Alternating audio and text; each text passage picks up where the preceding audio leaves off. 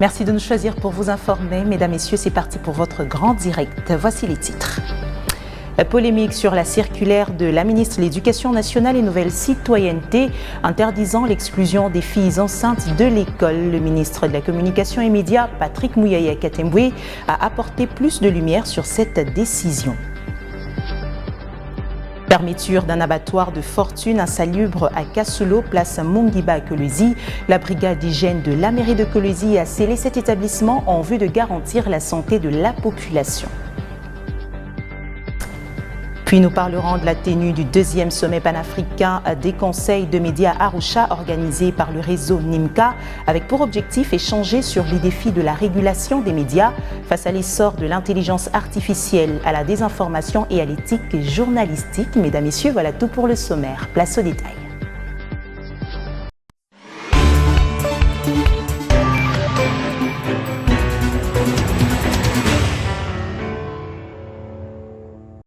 À tous et à toutes, bienvenue. Dans le cadre du lancement de ces activités dans le Grand Bandundu, le FONAREV propose une rencontre à Kenge, Kwango, du 22 au 24 juillet 2025 pour une mission de sensibilisation dans la perspective de l'identification et de l'indemnisation des victimes de Mobondo et d'autres conflits antérieurs dans le Grand Bandundu depuis 1993.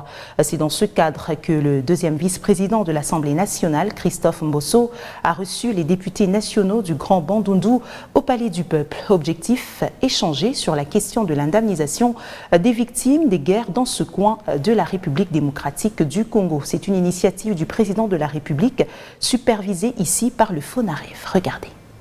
Nous avons eu une séance de travail avec le FONAREV, qui est une structure de la présidence qui s'occupe de l'indemnisation et des victimes.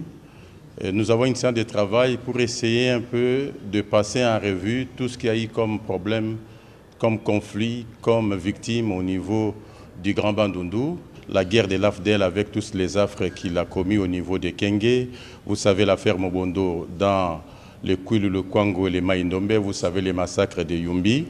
Donc tout ça aussi, on a passé en revue et nous sommes venus faire une restitution chez les patriarches parce qu'au fait, le FONAREV a décidé que le lancement de cette sensibilisation, de cette opération d'identification des victimes se passerait à Kenge et que nous sommes venus lui rendre compte. Et comme nous allons à Kenge, on va un peu chez lui.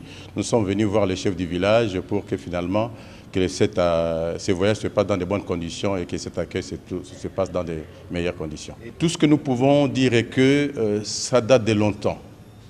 Certains d'ailleurs croyaient que l'État les avait abandonnés, que l'État les avait oubliés. Et là, nous voulons remercier très sincèrement le FONAREV pour cette initiative-là. Et surtout le président de la République qui a eu cette initiative-là pour mettre en place cette structure parce que FONAREV va commencer les recensements à partir de 1993. Ça fait longtemps. 93, 97 et jusqu'à ce jour. Pour dire que ceux qui sont morts ne sont pas morts pour rien. Et ceux qui ont connu des problèmes, ceux qui ont eu des pertes, ils seront récompensés. Mais un travail doit être fait, un travail d'identification doit être fait. Et c'est pour cette raison que le FONAREV a sollicité l'accompagnement des députés nationaux et des députés provinciaux, ainsi que les autorités politico-administratives, pour que ce travail se fasse, que les victimes soient de véritables victimes, évidemment, qui vont être bénéficiaires de ces réparations.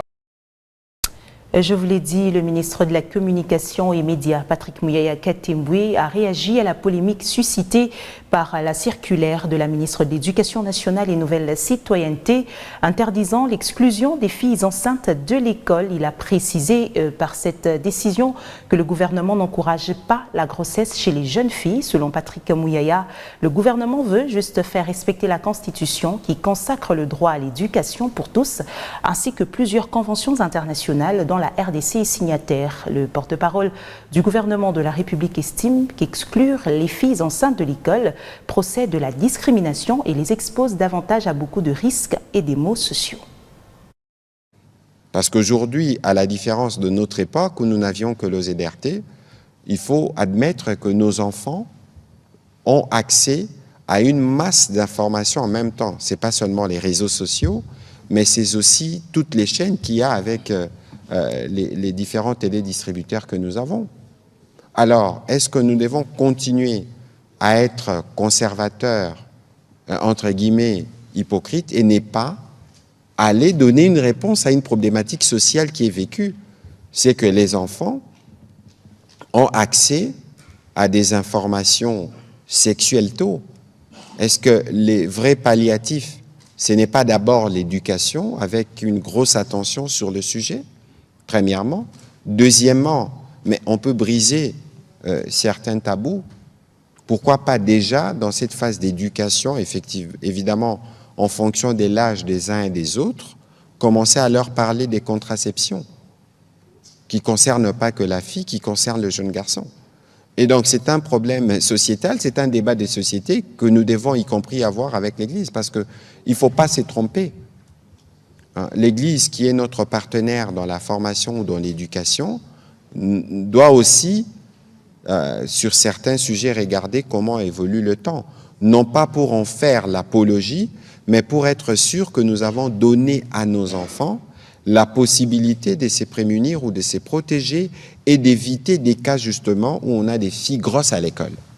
Et donc ici, je pense qu'on ne va pas clore les débats parce que c'est un débat qui réveille les traditions, les coutumes, les perceptions des uns des autres. Mais ici, il faut considérer qu'on ne peut pas exclure ou punir doublement une jeune fille parce qu'elle est grosse. Ce n'est pas de l'encouragement, mais ce sont ces droits qu'on fait respecter, ce sont des protocoles qu'on a ratifiés, qu'on fait respecter, quitte à nous, comme société, comme famille, comme école, de tirer les conséquences pour qu'il n'y ait pas des cas de ce genre. Et je pense que c'est faisable, et je pense que de ce point de vue, vous aussi les médias, vous avez votre responsabilité.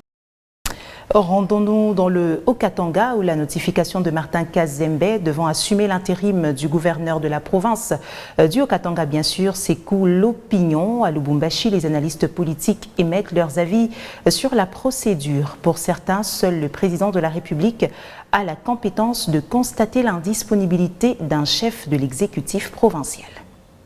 L'indisponibilité du gouverneur Jacques Yabula Katoué et la notification de son adjoint devant assumer son intérim dans le Haut-Katanga fait objet de débats et réflexions au sein de l'opinion publique, une situation contre toute attente qui semble mettre en accord les avis de certains acteurs politiques de la majorité comme de l'opposition œuvrant à Lubumbashi. Maître Josi Kitenge Moricho, membre de Ensemble pour la République, dénonce les irrégularités dans cette procédure. Si Yabula a dit que Kabila et Nanga sont nos frères, il n'a pas tort. Il ne fallait pas qu'il y ait des cris de la rue manifestés par l'UDPS pour susciter tout un gouvernement de prendre une décision. Aujourd'hui, Kabila est interpellé, alors qu'il a été élu légitimement. Kabila a été élu comme étant gouverneur. Cette manière de faire, c'est de l'amateurisme. Jeff Chitamba, professeur en sciences politiques, estime que l'indisponibilité d'un gouverneur ne peut être constatée que par les présidents de la République, sauf si ces derniers lèguent son pouvoir à ses collaborateurs ou à un membre du gouvernement. L'indisponibilité d'un gouverneur de province est constatée par le président de la République. Étant donné que le pouvoir, la Constitution de la République, révisée le 20 janvier 2011, donne la possibilité au président de la République d'avoir une même mise sur les institutions provinciales. Et donc le président de la République peut déléguer son pouvoir au ministre de l'Intérieur pour pouvoir nommer un intérimaire ou encore nommer un intérimaire ou encore suspendre. Dans le but de fixer l'opinion, Jeff Chitamba demande au patron de la territoriale de préciser la nature de l'indisponibilité du gouverneur Jacques Yabula, tel qu'évoqué dans ce télégramme. Quand le pouvoir central parle de l'indisponibilité, il se pose énormément un problème de fixer la population sur la nature de cette indisponibilité du gouverneur de province. Pendant ces temps, Martin Kazembe assume l'intérim de la province du Haut-Katanga en remplacement de Jacques Yabula Katoué qui n'aurait pas répondu à l'invitation du vice-premier ministre de l'Intérieur et Affaires coutumières. Au Lualaba, en mission à Kolwezi, une délégation du ministère de la Coopération internationale ainsi que de l'Organisation internationale de la francophonie, OIF en sigle, a été reçue par le maire Jacques Massengo Kindele au cœur des échanges. L'évaluation et le suivi du centre de lecture et d'animation culturelle CLAC, sa modernisation et le renforcement des liens entre la mairie de Kolwezi et la francophonie. Les détails. En mission conjointe à Kolwezi, la capitale mondiale du cobalt, une délégation du ministère de la Coopération internationale et la francophonie et l'Organisation internationale de la francophonie OIF, conduite par le délégué général, a été reçue par les premiers citoyens de la ville, maître Jacques Massengo Kindele. Les échanges entre les maires de Kolwezi et ses hôtes ont porté essentiellement sur la mission d'évaluation et de suivi du programme de la lecture publique au Centre de lecture et d'animation culturelle, CLAC, pour sa redynamisation et le renforcement des relations entre la mairie de Kolwezi ainsi que l'Organisation internationale de la francophonie. En fait, cette mission est là pour faire l'évaluation et le suivi d'un programme qui existe depuis très longtemps, lecture publique. Il s'agit en fait des centres de lecture et d'animation culturelle qui sont installés ici en RDC depuis quelques années et dans lesquels il y a pas mal d'opportunités pour les jeunes. On a rencontré une autorité qui est ouverte, qui est engagée pour la jeunesse et également de renforcer nos relations pour que le partenariat entre la délégation générale francophonie et également la mairie de Kolwezi et l'Organisation internationale de la francophonie soit renforcée. Très ouvert et résolument engagé à offrir à sa jeunesse un cadre de lecture et d'animation culturelle moderne, le maire de Kolwezi a donné des orientations stratégiques, lui qui est porteur d'une vision en phase avec la culture dans sa juridiction. Nous venons de recevoir ce lot important en faveur de notre jeunesse et nous disons merci à son Excellence Madame la Ministre, à travers elle, à tout le gouvernement de la République et aux premiers citoyens d'entre nous, le chef de l'État, son Excellence Félix Antoine Tshisekedi Tshilombo, qui ne ménage aucun effort, non seulement pour amener la paix dans la partie orientale de notre pays qui se trouve être agressé par nos voisins, qui se déploie aussi sur le terrain éducatif, pour encadrer notre jeunesse. Pour sa part, le coordonnateur des projets à l'Organisation internationale de la francophonie a salué les échanges avec les patrons de Kolwezi et souligne que cette initiative contribue à la modernisation des centres de lecture et au rayonnement culturel dans la ville de Kolwezi.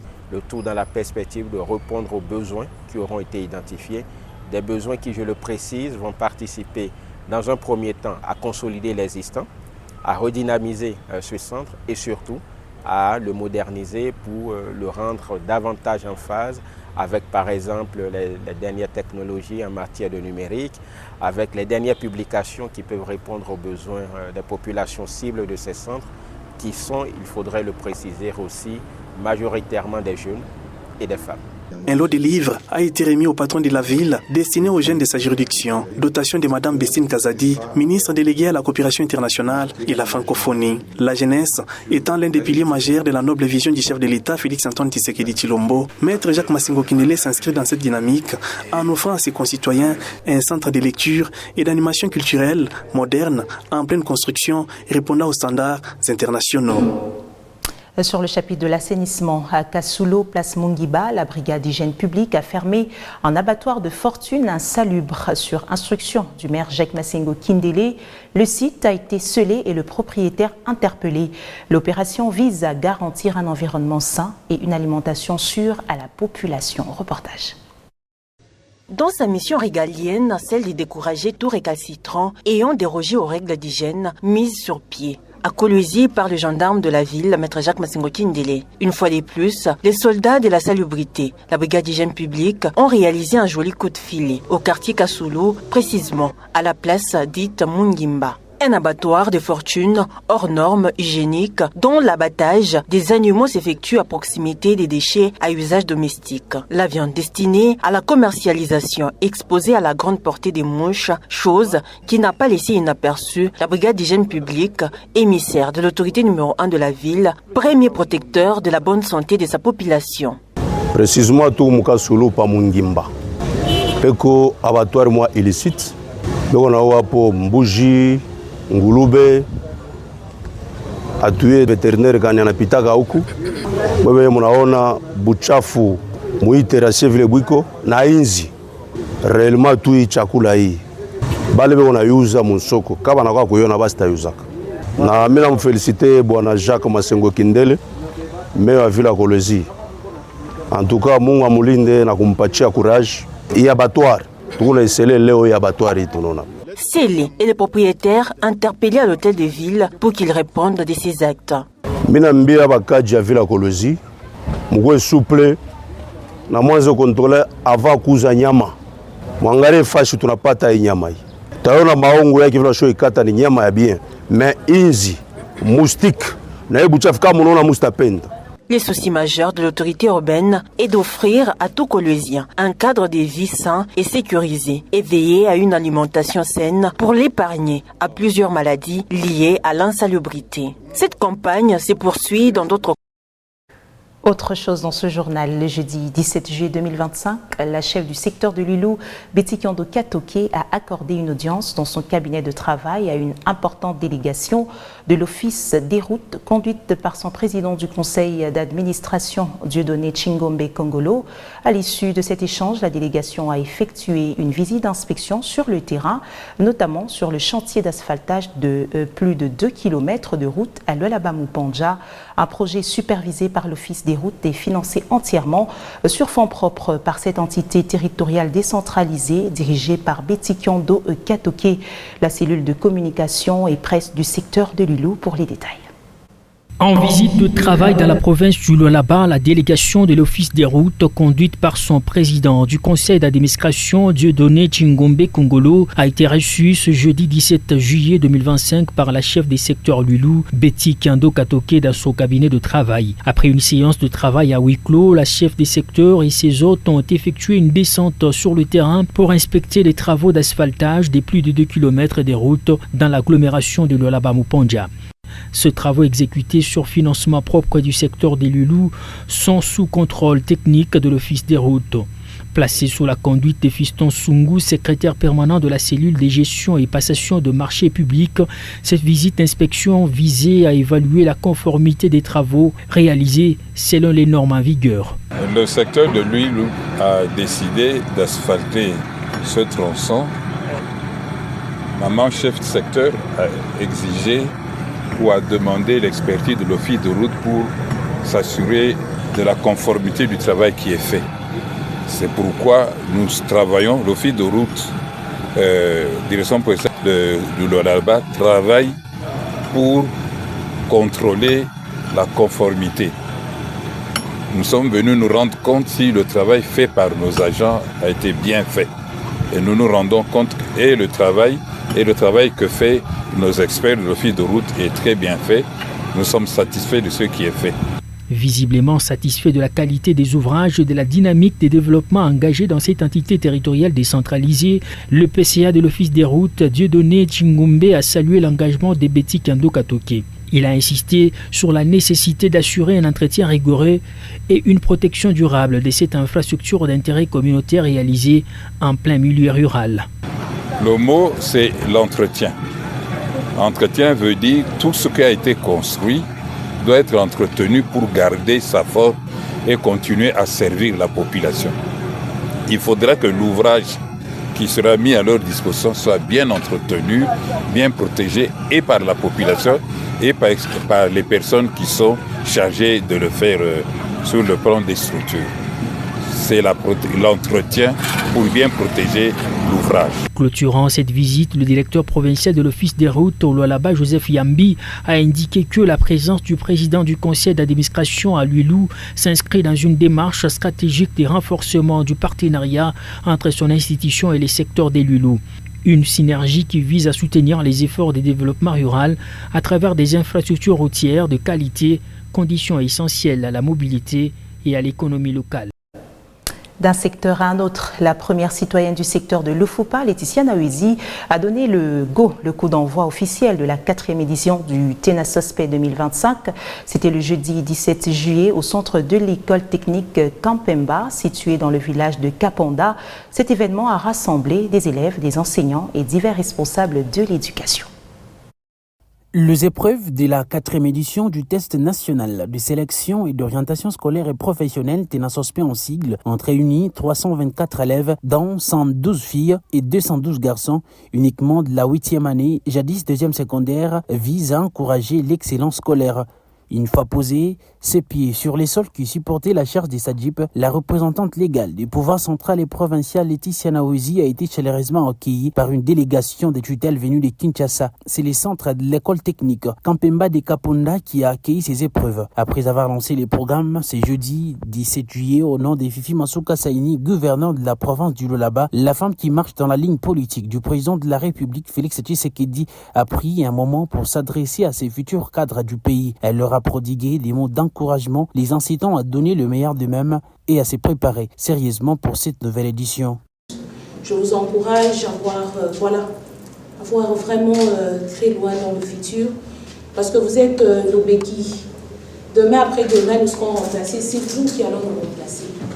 Alors je vous exhorte et je vous souhaite bonne chance. Que Dieu vous bénisse. Merci. Cette édition du TENASOSPE 2025 promet d'être riche en production des enfants aptes et capables à défendre partout dans le monde l'étendard de l'éducation nationale. Du Congo et l'entreprise américaine Cobalt Metals ont signé un accord de principe sur l'exploration minière en RDC. La société civile locale a salué cette avancée qui portera notamment sur le développement d'un projet de lithium à Manono. Cependant, elle appelle à un respect du code minier ainsi qu'au respect des droits de communauté afin que celle-ci trouve son intérêt. Suivez ici Mike Lamiki, acteur de la société civile, dans cet extrait choisi par Oscar Kalambay. Nous en avons pris acte et c'est pourquoi nous avons ce jour publié notre communiqué de presse pour donner notre point de vue. Au-delà de la prise d'acte, nous avons demandé au gouvernement congolais et à la partie américaine de tenir compte et de respecter scrupuleusement le code minier qui est le canal par excellence en vigueur actuellement à RDC pour tout investissement minier. Donc le code minier ne doit pas être violé dans aucune de ces dispositions. Nous avons également demandé au gouvernement de la RDC de ne plus refaire les erreurs du passé. Ça veut dire qu'il faut que le gouvernement veuille à ce que l'on ne retombe pas dans les conventions minières que nous avons subies pendant plusieurs années et lesquelles conventions minières ont contribué largement au bradage de ressources naturelles. Nous avons convié les communautés de la chefferie Bakongolo, dans le ressort de laquelle se trouve la grande partie du gisement de lithium, dans le territoire de Manono, de s'approprier ce projet de lithium pour qu'elle puisse en tirer pleinement profit. Et avons demandé aux partis, disons au gouvernement congolais, de publier conformément au code minier, en ses articles 7 ter et 7 quater, le contenu de cet accord, parce que c'est au nom de la transparence dans le secteur minier en République démocratique du Congo. Annoncé dans les titres, du 14 au 17 juillet 2025, la ville d'Arusha a accueilli le 2e sommet panafricain des conseils des médias organisé par le réseau NIMCA. Pendant 3 jours, des représentants venus de plus de 20 pays d'Afrique, d'Europe et d'Asie ont réfléchi ensemble sur les défis de la régulation des médias face à l'essor de l'intelligence artificielle, à la désinformation et à l'éthique journalistique. Un sommet qui marque un tournant vers une gouvernance médiatique plus adaptée à l'ère du numérique.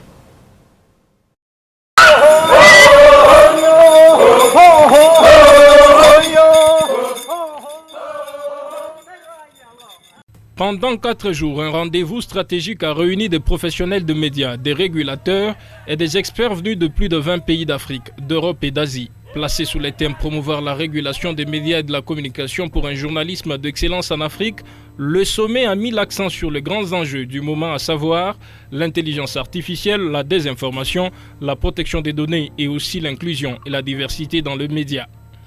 Dans son allocution d'ouverture, Ernest Nsungura, président du réseau NIMCA, a appelé à une régulation moderne et adaptée aux défis numériques. De son côté, le docteur Taoufik Djelassi, représentant de l'UNESCO, est revenu sur l'importance d'une presse libre et indépendante dans une démocratie.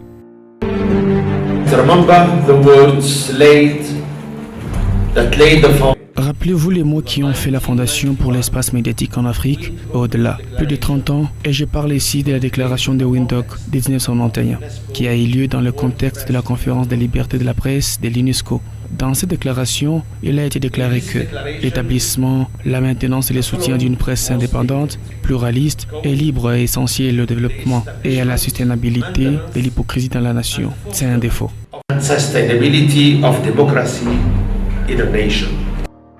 Le vice-président de la Tanzanie, Dr Philippe Mpango, s'est dit honoré de présider ces sommets des médias à Arusha.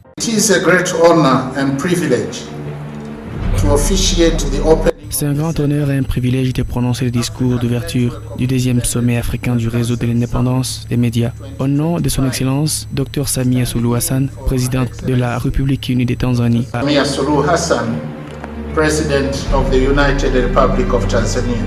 Parmi les délégations présentes figuraient 2 représentants de la RDC, Rosalie Zawadi, présidente de l'UNPC Goma, et Olivier Kayumba, directeur du magazine Le Temps. Pendant 3 jours, les participants ont planché sur les grandes lignes d'une régulation plus inclusive, éthique et proactive au service d'une presse libre et responsable.